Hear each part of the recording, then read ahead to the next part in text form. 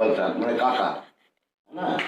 তো ছোটবেলার কাহিনী হচ্ছে আমি গিয়েছিলাম একবার যাত্রা শুনতে কমলাকান্তরা, আমি আর কখন যে আমরা এই গলি তখন তো লাইট ছিল না, তখন সেই ওই অন্ধকারে ঢুকতে হচ্ছে, আমার খুব ভূতের ভয় ছিল। তো বাগানে গেছি, তো ওখানে কাঠচাপা ফুল, তো সবাই যেত ওই বাগানে ভোরবেলাতে কাঠচাপা ফুল তুলতে। হ্যাঁ, কাকাও যেত, মানে পাড়ার সবই লোক যারা বেড়াতে যেত ভোরবেলায়, তারা সব কাঁঠাল চাপা ফুল পাতা দিয়ে সব নিয়ে এসে বাড়িতে টেবিলে রাখতো, দিয়ে তারপরে সান্তান করে ইয়ে হতো। তো এখন কি হচ্ছে, আমাদের পাড়ার দুজন লোক নাদাটা আর সুরেন্দ্রা বাগান কিনেছিল, আম বাগান, আম বাগান।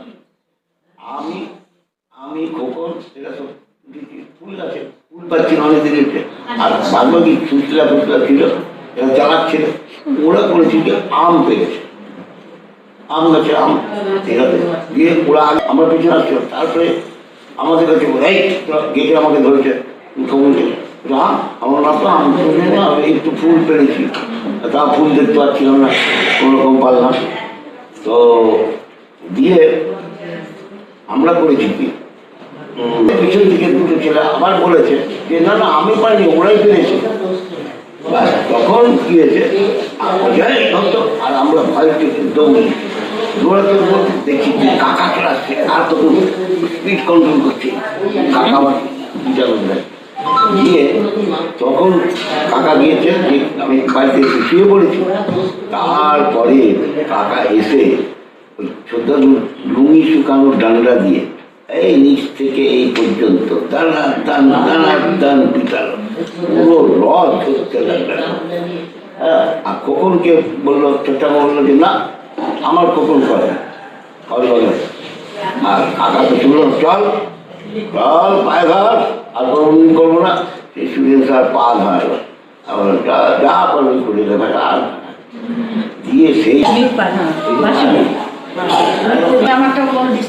আমি জিয়াগঞ্জে থাকতাম না, আমি তো বুকারোতেই থাকতাম, বাবার এসেছি বেড়াতে।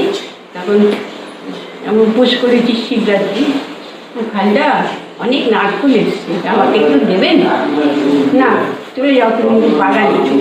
আচ্ছা ঠিক আছে যাবো, তুমি ঝুড়ি নেই, একটা ঝুড়ি নেই, আমি মাথায় করে নারকেল নিয়ে চলে বুঝলে না, তোমাকে আর বাগানে যেতে হবে তো, যটা নারকেল ঠিক আছে। ভাইজি, বড় ভাইজি, হ্যাঁ, আমার কাকার আন্ডারে আমার কাকার খুব শাসন ছিল, আমরা এই কাকার শাসনে আমরা মানুষ হয়েছি। আমি এখানে এই কাকার বাড়িতে কাকার রোডে আমার বাবা ফুড সাপ্লাই ইন্সপেক্টর ছিলেন, তো এই কাকার বাড়িতে আমরা ভাড়া ছিলাম 20 টাকা। কাকাকে আমরা নিজের কাকার মতনই দেখতাম, খুবই ভালোবাসা পেয়েছি, পড়াশুনো করতাম। যে কাকার সাইকেলের আওয়াজ হতো গলিতে, সঙ্গে সঙ্গে পড়া চালু করে দিতাম, আর যেই ইয়ে হতো তখন চুপ হয়ে যেত। কাকা সত্যি ভালোবাসা আমাদের পুরো পরিবারকে, বাবা মা, আমার দিদির বিয়েতে খুব ইয়ে করেছে, মানে খুবই ভালোবাসতাম কাকাকে। হ্যাঁ, তারপরেই আমি এই বাড়িতে আমি ভাইপো বউ হয়ে গেলাম। এই আমাদের পড়াশোনার ব্যাপারে খুব কাকা মানে শাসন করতো, তো সন্ধ্যা থেকে পড়তেই বসতাম, পড়ার তো আর কোনো নাই, যতক্ষণে কাকা না ঢুকবে ততক্ষণ পড়া স্টপ করতে পাবো না। এর মধ্যে আমার বড় পিসিমা এসছে একবার, আসার পরে আমরা পড়া পড়িনি, পড়া পড়বো কেন, একটু পিসিমা এসছে তার সঙ্গে একটু কথাবার্তা, পিসিমা এসছে পড়বো কেন, ব্যাস আর যাবো কোথায়। আমরা বসে গেলাম 12টা 1টা অব্দি, রোগ মা কাকা এবার আমাদের নিয়ে বসে পড়লো, পড়াই শেষ না বন্ধ, যতক্ষণ পড়া না হবে কোনো নাই, ছুটি এই ছুটি। তারপরে এরকম আমরা বসতাম পড়াশোনা, আরো আমাদের আমরা একজন তো বসতাম না, আমরা একটা লণ্ঠনে আমরা 6-7 জন পড়া করতাম। হ্যাঁ, সেই পড়ার মধ্যে যদি পড়া কাউরি ঘুম এসে যায়, আমার মেজদার তো বেশি ঘুম ঢুলবেই। আমরা আগে থেকে টিনের আওয়াজে, যেই দেখলাম টিনের আওয়াজ হয়েছে ধারাম করে, ওকে আগে আমি জাগাতাম, উঠে বস আগে পড়, চোখে ধরলে দিয়ে উঠে, তখন ও পড়া করতে। গলিতে সাইকেল ঢুকলেই জোরে জোরে আমরা পড়ে। জানতাম এটা আমাদের কাকার সাইকেল। সবাই করছে। তখন সবাই আমরা সতর্ক হয়ে যাই। আমরাও ভয় পেয়েছি, ভয়ই একে চুরি করে আমাকে সিনেমা দেখতে নিয়ে গিয়েছে বলো। এইবার বলেছে বন্ধুর বাড়ি যাব। বাড়ি আসা কাকার তো যা শাসন, ওখানে সিনেমা একবার আমাকে বের করে দেবে। সিনেমা দেখে কাকে বলে, ও মা এসেছি চুপচাপ ও চলে। আর আমি তো সিনেমা সিনেমা হলে কোনোদিন দেখিনি যে সিনেমা হলে গিয়ে। সিনেমা হল দেখতে গেছি, ঘুমাচ্ছি। লাল সিনেমা দেখছিলাম। হ্যাঁ, লাল ছড়ি ময়দান দিয়ে তারপরে তো দেখতে সিনেমা ভয়ে ভয়ে দৌড়ে আসি বাড়িতে। আমি তুই চ দেখ এখন বন্ধুর বাড়িতে আমাকে বের করে দেবে। কেমন গিয়েছি আমি তো গে যাই হোক, কাকা তো কোনো আসেনি। যে শেষ পেজে ওই প্রথম আমার লক্ষ্মী টকিজে সিনেমা দেখা শুরু করেছি। নাহলে কোনোদিন আঠানা পয়সা না ছাড়ানো পয়সা। হ্যাঁ, এই নিয়ে দিচ্ছিল আমাকে। লাল ছড়ি এই দুটোতে মিথ্যা কথা বলেছি সেই দিন ফার্স্ট। আর আমাদের পেপার হলে জানোই সব এখান থেকে লাইন দিয়ে দাঁড়িয়ে থাকতো, বাড়ির কাছে তো গার্লস লাইন দিয়ে দাঁড়িয়ে আছে। এইবার আমরাও বেরিয়েছি রেজাল্ট দেখবে, ভয়ে তো থরথর করে কাঁপতাম যে কি হলো, রেজাল্ট ঠিক হবে কিনা। তা আমি তো ছিলাম বাবার বদমাইশ না কিছু পড়া রেজাল্ট ছিল, আমি কোনো চিন্তা করতাম না। ওদের মানুষটার শোকসভা উপলক্ষে উপস্থিত হয়েছি বা এসেছি। পরিবারের লোকজন, তিনি সম্পর্কে আমার কাকা শ্বশুর, তিনি আমাদের বিয়ে যোগাযোগ করেছিলেন এবং তার বড় ভাইপোর সঙ্গে বিয়ে দিয়ে আমাকে ভাইপো পরিচয় দিয়ে বাড়িতে নিয়ে এসেছিলেন। তিনি আজ আমাদের কাছে নেই, বড় দুঃখের কথা।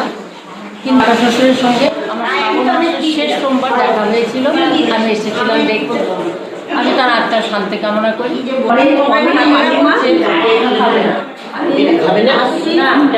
আসতাম, মানে মাঝে মাঝে আসতাম, তো আমাকে 2-4 দিন যে থাকতাম খুব খুশি হতো। আমি এসএসসি চলে যেতাম, তাহলে বলতো এসএসসি চলে যাচ্ছেন, এখন কেন যাবেন, 2-4 দিন থাকেন। আমি গেলে ভালো লাগতো, থাকলে কিন্তু বিআই মশাই খুব ভালো ছিলেন।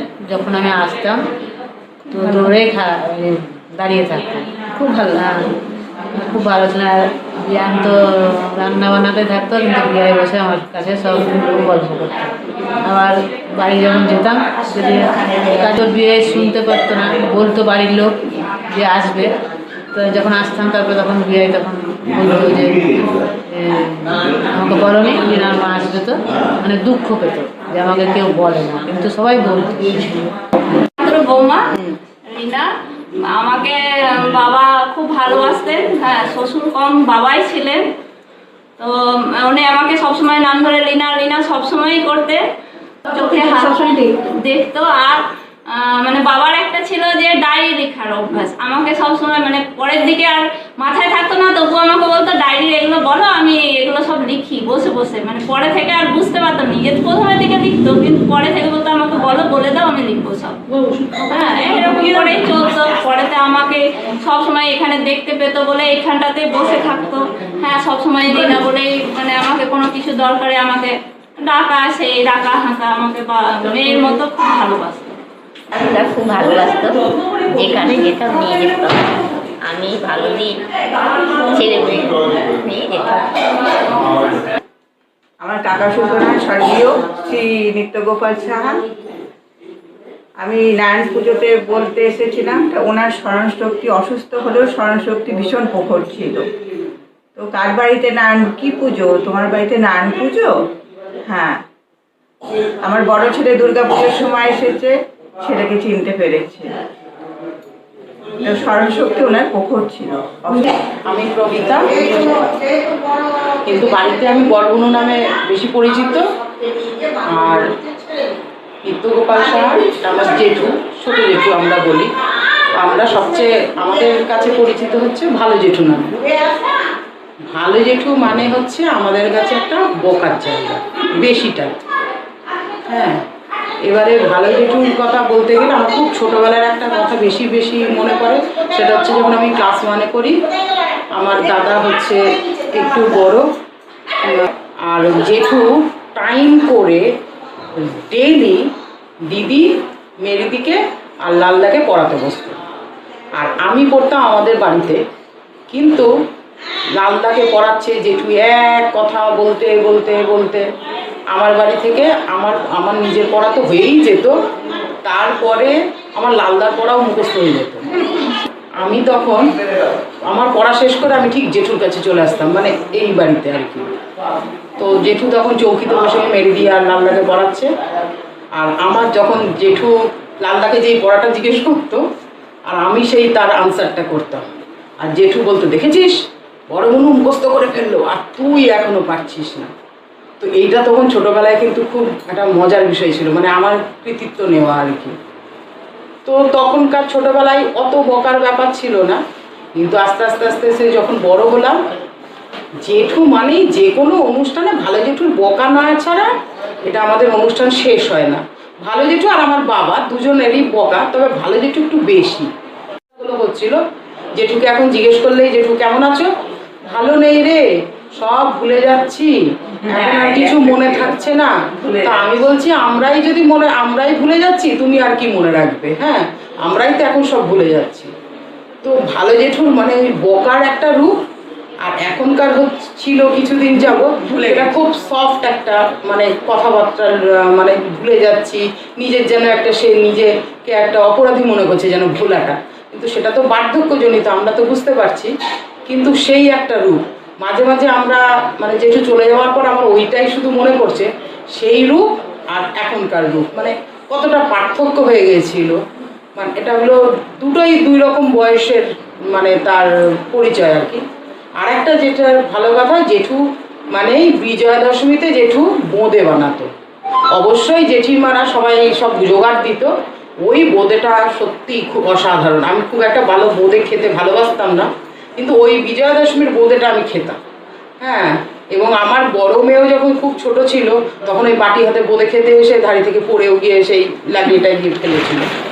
তো এই ভালো জেঠু মানে মানে সব মিলিয়ে মিশিয়ে একটা আর কি, একটা মানে ভালোবাসার জায়গাটা আছে, কিন্তু সেটা খুব সফটলি কারোর কাছে খুব একটা প্রকাশ করা মানে করতেন না আর কি, এটা একটা ব্যাপার। আর বকা ঢকা তো আমরা সবাই ওপেনলি খেতাম, মানে গোটা ছেলে মেয়েরা সব ভাই বোনরা মিলে বকা খেতাম। তো সেই বকাটাকে বেশি আমরা দেখতাম, কিন্তু ভালোবাসাটা ছিল সেটা খুব অল্প, মানে ওটা প্রকাশ মানে খুব বেশি প্রকাশ হতো না। এলেই কেমন আছে জামাই, কেমন আছে মেয়েরা, বা মেয়েদের সঙ্গে গল্প করা, নাতনি নাতিদের সঙ্গে সবাই গল্প করতে ভালোবাসে, সেই অ্যাজ ইউজুয়াল ভালো জেঠু সেরকমই গল্প করতো। কিন্তু বকার পাটটা মোটামুটি আমাদের দিয়েই শেষ আর কি, এটাই হয়েছে, বাস এই পর্যন্তই। আমি দিলীপ কুমার সাহা, ওনার পুত্র। আমি বলতে চাই যে বাবার ভালো মন্দ যাই হোক সব ঠিকই আছে, যে কারণের জন্য আজকে আমরা এই জায়গায় আসতে পেরেছি বা আমাদের মধ্যে নেই, এটা সত্যিই দুঃখের ব্যাপার। কিন্তু তা হলেও একটা জিনিস থাকে যে যখন যাই হোক সবাইকে একদিন যেতে হবে, এই জানানোর জন্যই আমরা আজকে এই প্রোগ্রামটা করছি। উনি যেন ঠিকভাবে শান্তিতে থাকেন। বা দাদু আমাকে তো বকতো না, আমি বাবা যখন বকা দিত তখন দাদু বাবাকেই বকতো। শ্রদ্ধেয় ছোট মামা নিত্যগোপাল সাহা, জিয়াগঞ্জ ভট্টপাড়া। আমি বাবুয়া, ছোট থেকেই মামার বাড়িতেই মানুষ হয়েছি, আমার শৈশবকাল মামার বাড়িতেই কাটে। উনি খুব সরল এবং কঠোর মানুষ ছিলেন, আমি ভীষণ ভয় করতাম ওনার সান্নিধ্যে। আমি এই কর্মস্থলে পৌঁছেছি। ওনার জীবনাবসান 24 অক্টোবর 2023। ঈশ্বরের কাছে ওনার আত্মার শান্তি কামনা করি। ভালোদা বিয়ের আগে বাইরে ছোট ঘরটাই থাকতো, আমরা ওইখানে সবাই মিলে পড়াশোনা করতাম আর গল্প করতাম। আর ভালোদা যখন সন্ধ্যাবেলা ফিরতো তখন বাইরে ড্রেনে টিনের আওয়াজ হতো, সেই আওয়াজে আমরা আবার পড়া করতে শুরু করে দিই। ভালোদার বিয়ের সময় কবির আর বাবু রসগোল্লা মিষ্টির কম্পিটিশন করেছিল, তাতে 40টা করে মিষ্টি খেয়েছিল, ভালোদা বকে তাদের উঠিয়ে দিয়েছিল। আর আমি বিয়ের পরে বিট্টুকে নিয়ে যখন যেতাম, বিট্টুর সঙ্গে খুব মজা করতো, আর আমরা ভালো বৌদির সঙ্গে খুব আড্ডা মারতাম, খুব মজা হতো, লাকি ফাজলামো হতো। আজকে এই কথাগুলোই খুব মনে পড়ছে। আমরা 5 ভাই বোন ছিলাম। হ্যাঁ, দাদা, আমি সবারই ছোট। হ্যাঁ, আর দাদাকে আমি ছোট, দাদার সঙ্গে আমরা বেশি উঠা বসা আমার ছিল। আর আমাদের এ বাড়ি ও বাড়ি সব ভাই বোনদের সঙ্গে ভাব খুব ছিল। আর দাদার কিছুদিন আগে আমি জিয়াগঞ্জে গিয়েছিলাম, দাদার কাছে ছিলাম, 15-16 দিন ছিলাম। তারপরে আমরা গঙ্গার ঘাট বাড়ি সব সময় গল্প করতাম, খেতাম, সারাদিনে দাদার সঙ্গে থাকতাম, খুবই ভালো লাগছিল। হ্যাঁ, তা দাদা চলে যাওয়ার পরে মনটা আমার ভেঙে গেছে, যাওয়া কাজে হলো না। দাদা যত ভালো, বৌদিও খুব যত্ন করে, আবার তার ছেলের বউ খুব ভালো। হ্যাঁ, সবাই মিলে আমরা গেলে পরে সবাই মিলে মিলেমিশে আমরা থাকি। ছোটোর থেকে যখনই মামা বাড়ি গেছি, ছোটো মামাকে কাছে পেয়েছি, বড় মামাকে অনেক মিস করেছি, কারণ উনি বাইরে থাকতেন। ছোটো মামা এত যত্ন করতেন যে তুলনা হয় না। ছোটো মামা সবসময়ই ধ্যান রাখতেন আমাদের। এতগুলো ভাগনা ভাগ্নি, আমাদের মারা 5 বোন, সকলেরই যত্ন করেছে ছোটো মামা। তাই ছোটো মামার সঙ্গে আমাদের বেশি মানে ভাব ছিল, যাতায়াত ছিল। ছোট মামার যত্নের অন্ত ছিল না। তার সঙ্গে কি বলবো, মাইমা, এখন দিলীপের বউ, সকলেরই যত্নের অন্ত থাকে না মা বাড়ি গেলে, এখনো পর্যন্ত।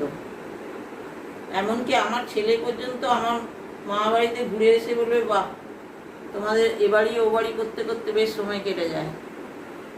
সেই জন্য মা বাড়ি যাওয়াটা একটা আকর্ষণীয় আমাদের কাছে। আমি যতবারই জিয়াগঞ্জে মামা শ্বশুর বাড়ি যাই, ছোট মামার বাড়িতেই বেশিবার গিয়েছি। কারণ বড় মামা শ্বশুর এখানে থাকতেন না, এমপিতে থাকতেন কাজের সূত্রে। যাই হোক, ছোটো মামা মামিমা খুব আমাদের যত্ন করতেন। মামা তো সব সময় খেয়াল রাখতেন। আর মামার সাথে বেশি কথা না হলেও কিন্তু মামা সব সময় মামিকে খোঁজ করতেন যে সবাই ঠিক মতন খেয়েছে কিনা, সবাই ঠিক মতন সব জিনিস ঠিক মতো পাচ্ছে কিনা, খুব খেয়াল রাখতেন। আমার মামাকে খুব ভালো লেগেছিল, খুব ভালো লেগেছে। তাই মামার আত্মার শান্তি কামনা করি। যাই হোক, মানুষ তো আর চিরজীবন বেঁচে থাকে না, তাই ঠাকুরের কাছে শান্তি কামনা করি। ফোন করে যোগাযোগ করো। হ্যাঁ, যোগাযোগটা থাক, এটাই আমরা চাইবো। হ্যাঁ, সবাই মিলে যোগাযোগ করে ফোন আমাদের জানবেন, এটাই চাইবো। আমি যখন মামাবাড়ি ছোটো থেকে অনেকবার মামা বাড়ি গিয়েছি, আর মামা বাড়ি যাওয়াটাই আমার কাছে বেশ আকর্ষণীয় ছিল। মামারা সব অনেক ভাই সবাই একসঙ্গে থাকতো, অনেক ফ্যামিলি, 3-3টে ঘর, মামা, বড় মামার ঘর, আর যে ঘর ও ঘর করতাম। আর সব মামাদের যাকে মামা পেতাম সব ঘুরতে আমি চলে যেতাম। আর যত ঘুরতাম আর ঘুরতে ঘুরতে যখন চলে যেতাম, ছোটো মামা কিন্তু আমার খেয়াল রাখতো ঠিক, সঞ্জয় খেয়েছে কি না, সঞ্জয় কই, সঞ্জয়কে দেখতে পাচ্ছি না। হ্যাঁ, সঞ্জয় যখন শোবার সময় হতো, সঞ্জয় কোথায় শুয়েছে, সঞ্জয় ঠিক মতো শুয়েছে কি না, এইসব করতো। আমি খুব মিষ্টি খেতে ভালোবাসতাম, তো মামা ফের মিষ্টি নিয়ে এসে রেখে দিত। আর মামিমা খোঁজ করে ডেকে ডেকে নিয়ে আসতো, কোথায় সঞ্জয়, নিয়ে এইটা মিষ্টি খাও, এই খাও। এখন মামাকে খুব মিস করছি। মামার সঙ্গে মনে হচ্ছে যেন বসে যদি থাকতে পারতাম, খুব ভালো হতো। আমরা খুব মিস করছি। হ্যাঁ, মামার যেন শান্তি হয়। এই মিষ্টি খাওয়ার কথা শুনলে আমার আরেকটা কথা মনে পড়ে। ছোটোবেলায় যখনই মামার বাড়ি গিয়েছি, মামা আমাদের মিষ্টি খাওয়াবে বলে মামা কখন বাজার যাবে সেই অপেক্ষায় থাকতাম। মামা বাজার গেলে মামার সাইকেলের পেছনে পেছনে যেয়ে বাজার করে মিষ্টি খেয়ে বাড়ি আসতাম। আমি বুড়ো বলছি, নিত্যগোপাল স্যার ভাগ্নে। আমার মামা পিতার মতো আমাদের ভালোবাসতেন, তারই জন্য আজ আমি কর্মস্থলে এসে পৌঁছেছি। ওনার আশীর্বাদে আমরা আজ এত বড় হয়েছি। আমি ছোটো মাকে কোটি কোটি প্রণাম জানাচ্ছি। নিত্যগোপাল সাহা ভাগ্নে, বুড়ো অমৃত কুমার। নমস্কার।